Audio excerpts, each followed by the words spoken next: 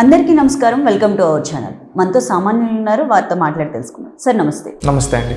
మనం చూసినట్టయితే వైసీపీ ప్రభుత్వం వాళ్ళు చేసిన దారుణాలు 1 by 1 బయటకు వస్తూనే ఉన్నాయి. అండ్ అలాగే మనం ఇటీవలే చూసినట్టయితే ముంబైకి చెందిన ఒక నటి తనకు చేసిన దారుణం కోసం ఎంతో బాధపడ్డారు.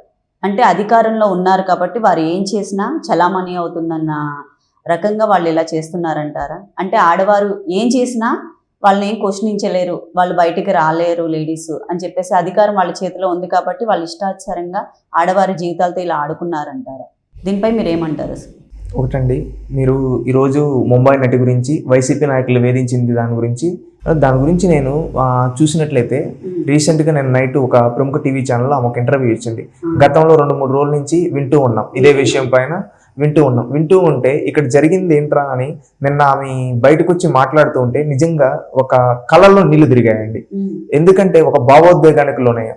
ఎందుకంటే అధికారం ప్రజలు ఇచ్చేది ఏంటంటే ప్రజలకు సేవ చేయమని చెప్పి, అదే విధంగా ప్రజలు భవిష్యత్తును మార్చమని చెప్పి ఈ విధంగా అధికారం ఇస్తారు ప్రజలు జగన్మోహన్ రెడ్డికి అధికారం ఇస్తే జగన్మోహన్ రెడ్డి ఏం చేశాడు? 5 ఏళ్ళు ఎమ్మెల్యేలు, ఎంపీలు, మంత్రులతో బూతులు మాట్లాడిచ్చాడు.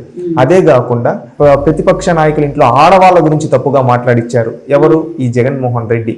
ఈ విధంగా చేసేదే కాకుండా మనం వీళ్ళ అధికారంలో ఉండేటప్పుడు కొన్ని విషయాలు బయటపడ్డాయి. చూసాం, ఒక ఎంపీ ఒక వీడియో వచ్చింది, గోరంట్ల మాధవ్ అనే వ్యక్తి. మళ్ళీ రీసెంట్ గా ఒక 2 రోజుల క్రితం, ఒక వారం క్రితం వచ్చింది అనంత బాబు ఎమ్మెల్సీ. అతను డోర్ డెలివరీ చేశాడు ఒక దళితుని. ఇప్పుడు ఏంటంటే న్యూడ్ కాల్స్, సిగ్గు లేకుండా. ఈ రోజు ఏంటంటే కుక్కల విద్యాసాగర్, వైఎస్ఆర్సీపీ పార్టీ నేత. వీళ్ళకి ఏంటంటే సజ్జల రామకృష్ణారెడ్డి జగన్మోహన్ రెడ్డి అండగా ఇచ్చి, ఒక భరోసా ఇచ్చి ముంబై నుంచి ఒక నటిని తీసుకొచ్చి వేధించారు ఫిజికల్ గా. ఈ విధంగా ఏమంటే ఆమె నిన్న ఏడ్చేసింది. ఎందుకంటే ఇన్ని రోజులు బిక్కుమంటూ బతికింది. 40 రోజులు ఆమెను రిమాండ్ లో పెట్టారంట. అన్యాయంగా అక్రమంగా వేధించి వీళ్ళ అధికార బలాన్ని ఉపయోగించుకొని ఈ విధంగా పెట్టడం జరిగిందంట. వాడు కుక్కల విద్యాసాగర్ నూకల ఆమె దాంట్లో డాక్యుమెంట్స్ చూపించింది. అంటే అంత నీచంగా చేస్తూ ఉన్నారు. ఇంకొకటి ఏంటంటే ఆమెను ఏ విధంగా హరాస్ చేశారంటే వీళ్ళు రాక్షసులా అనే విధంగా హరాస్ చేశారు. ఆమె కళ్ళల్లో నుంచి నిందిరుతూ బాధపడుతూ ఉంది. ఎందుకంటే ఆమె ఒక ఉన్నత విద్యావంతురాలు, ఒక మంచి కుటుంబం నుంచి అలాంటి వ్యక్తిని ఈ విధంగా వేధించారంటే ఇంకా సామాన్యుల్ని రాష్ట్రంలో ఎంత వేధించుంటారు ఈ వైసీపీ నాయకులు? ఒక్కసారి మీరు ఆలోచించండి. ఇంకొకటి ఏంటంటే ఇక్కడ నాకు అత్యంత భావోద్వేగానికి లోన్ చేసింది ఏంటంటే ఆమెకి పీరియడ్స్ వచ్చినప్పుడు కనీసం కూడా ఇవ్వకుండా వీళ్ళు ఆ విధంగా వేధించారంట.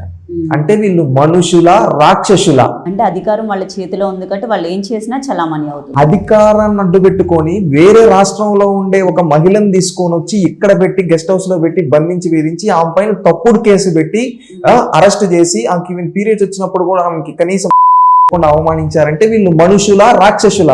రాష్ట్రంలో ఉండే ప్రతి ఒక్క మహిళ ఆలోచించాలి. వీళ్ళ క్రూరత్వాన్ని ఆలోచించండి. జగన్మోహన్ రెడ్డి, సజ్జల రామకృష్ణారెడ్డి, ఈ కుక్కల విద్యాసాగర్, ఇంకొంతమంది వైపీఎస్ అధికారులు వాళ్ళ అధికార బలాన్ని ఉపయోగించి ఈ విధంగా ఒక సామాన్యులపైన ఈ విధంగా చేస్తూ ఉన్నారంటే, ఒక నటిపైన ఈ విధంగా చేశారంటే వీళ్ళు ఈమె ఇంకొక మాట కూడా చెప్పింది. ఈమెను అరెస్ట్ చేసినప్పుడు ఒక మాట అన్నారంట, చంద్రబాబు నాయుడిని మేము జైల్లో పెట్టాం, నువ్వు ఒక లెక్క అన్నారంట. అంటే వీళ్ళ అధికారాన్ని ఉపయోగించి ఏ విధంగా మిస్లీడ్ చేశారో ఒక్కసారి ఆలోచించండి. వైసీపీలో ఉండే మహిళలను కూడా నేను ఆలోచించమని చెప్తున్నా. అమ్మా, ఏంటంటే ఈ రోజు మన హిందూ సాంప్రదాయం ప్రకారం కావచ్చు, భారతదేశ సాంప్రదాయం ప్రకారం కావచ్చు, మహిళల్ని గౌరవించాలంటారు. మీ పార్టీ నాయకులు చేసే అరాచకాలు ఒక్కసారి చూడండి అమ్మా. మీరు కూడా మహిళలే కదా. ఒక ఆడబిడ్డని ఈ విధంగా వేధించారంటే రేపు మిమ్మల్ని కూడా వేధించారని నమ్మకం ఏంటి? ఒక్కసారి వైసీపీలో ఉండే మహిళా నేతలు కూడా ఆలోచించుకోవాలి. రీసెంట్ గా చూస్తే కొంతమంది మహిళలు వాళ్ళ పార్టీని వదిలేస్తూ ఉన్నారు. ఎందుకంటే శ్రీకాకుళం జిల్లాకు సంబంధించి మహిళా అధ్యక్షురాలు రిజైన్ చేశారు. ఈ విధంగా ఇంకా మేలుకొని రిజైన్ చేసేయండి. ఎందుకంటే అలాంటి పార్టీలో ఉండలేము. ఈ రోజు వాడు ఒకడేమో పొడిస్తాడు, ఒకడేమో గంట అరగంట అంటాడు, ఇంకొకడేమో ఈ విధంగా అంటాడు, ఒకడేమో చేస్తాడు. ఇలాంటి వాళ్ళని జగన్మోహన్ రెడ్డి ఇన్ని రోజులు ఎంకరేజ్ చేశాడు. మీరు ఒక మహిళలుగా ఆలోచించండి. ఇలాంటి పార్టీలో మీరు ఉంటారా? ఇలాంటి వైకామా పార్టీలో మీరు ఉంటారా? రోజుకు ఒక సన్నివేశం వస్తా ఉంది. రేపు భవిష్యత్తులో మిమ్మల్ని కూడా ఏమైనా చేస్తారు వీళ్ళు. అందుకే వైసీపీలో ఉండే మహిళా నేతలకి చేతులెత్తి జోడించి నమస్కరిస్తున్నాం. ఆ పార్టీ వద్దు. ఎందుకంటే మీరు ఒక మహిళగా ఆలోచించండి. ఈ రోజు ఆ నటిని అంత వాళ్ళ పర్సనల్ గా ఉంది, ఎంత క్షోభ అనుభవించుంటుంది, ఆమె ఎంత బయటికి చెప్పుకోలేని బాధ ఆ విధంగా వేధించారు. ఇలాంటి వాళ్ళు ఒక రాజకీయ పార్టీగా ఉండడానికి కూడా అర్హత లేదు వైఎస్ఆర్సీపీ పార్టీకి. ఎందుకంటే ఈ విధంగా చేశారంటే వీరు అధికార దుర్వినియోగం చేసుకొని ఇప్పుడు వీళ్ళు మాటలు చెప్తారు, సాంప్రదాయాన్ని శుద్ధపోసని అంటారు కదా, ఆ విధంగా మాటలు చెప్తాడు జగన్మోహన్ రెడ్డి. మాటలు చెప్తాడు చేసినవన్నీ కూడా అవే కదా. జగన్మోహన్ రెడ్డి చూస్తే వాళ్ళ సొంత చెల్లెల్ని, ఎవరు వైఎస్ షర్మిల, సునీత గారిని ఇంట్లో నుంచి తరిమేసి ఒక చిన్నాయిని చంపించుకొని ఆ కేసులో న్యాయం చేయకుండా ఆమెను బయటికి పంపించేశాడు. ఇంకొకటేమో సొంత చెల్లికి ఆస్తిలో భాగం ఇవ్వాల్సిన పక్కకు పంపించేశాడు. వీళ్ళ పార్టీలో ఉండే నేతలేమో మూడు కాళ్ళు మాట్లాడతారు, ఇంకొంతమంది ఏమో గంట అరగంట అంటారు. ఇలాంటి నేతల్ని మీ పార్టీలో పెట్టుకున్నావు జగన్మోహన్ రెడ్డి. నువ్వు ఈ రోజు మహిళల గురించి మాట్లాడుతావు. నీకు 2 కూతుర్లు ఉన్నారు కదయ్యా, నీకు ఇంట్లో 2 కూతుర్లు ఉన్నారు కదా, వాళ్ళని ఎవరన్నా ఈ విధంగా చేస్తుంటే ఏ దేశంలో అయినా కావచ్చు, బయట ఉన్నారు చేస్తే నువ్వు ఊరుకుంటావా? ఒక ఆడబిడ్డని ఈ రోజు ఆ నటి కళ్ళలో బాధపడుతూ ఉంది అంటే వీళ్ళు చూడండి. జగన్మోహన్ రెడ్డికి కూడా 2 కూతుర్లు ఉన్నారు కదా. భారతిరెడ్డి గారు కూడా ఒక్కసారి ఆలోచించండి, మీ భర్త అధికార బలాన్ని ఉపయోగించి ఏ విధంగా ఇలాంటి వాళ్ళను చేశాడో మీరు ఒక్కసారి గుర్తించుకోండి. ఇది నిజంగా మనిషి అనేవాడు ఎవడైనా కానీ దీన్ని ఖండిస్తాడండి. ఎందుకంటే వీళ్ళు చేసిన అరాచకాలు, ఇలాంటి వాళ్ళు అసలు రాజకీయ పార్టీగా ఉండడానికి కూడా అర్హత లేదు. వైసీపీలో ఉండే మహిళా నేతలు కూడా ఆలోచించి తగిన బుద్ధి మీరే మీ నాయకులకు చెప్తారని నేను భావిస్తూ ఉన్నాను. అండ్ అలాగే కూటమి ప్రభుత్వం ఈ దారుణాలని చూసి కూడా ఇప్పుడు ఎలాంటి చర్యలు తీసుకుంటే ఖచ్చితంగా చట్టపరమైన చర్యలు తీసుకుంటుందని భావిస్తూ ఉన్నాం. లోకేష్ గారు, చంద్రబాబు నాయుడు గారు, పవన్ కళ్యాణ్ గారు దీనిపైన ఎంక్వైరీ కూడా వేస్తారని భావిస్తూ ఉన్నాం తప్పకుండా.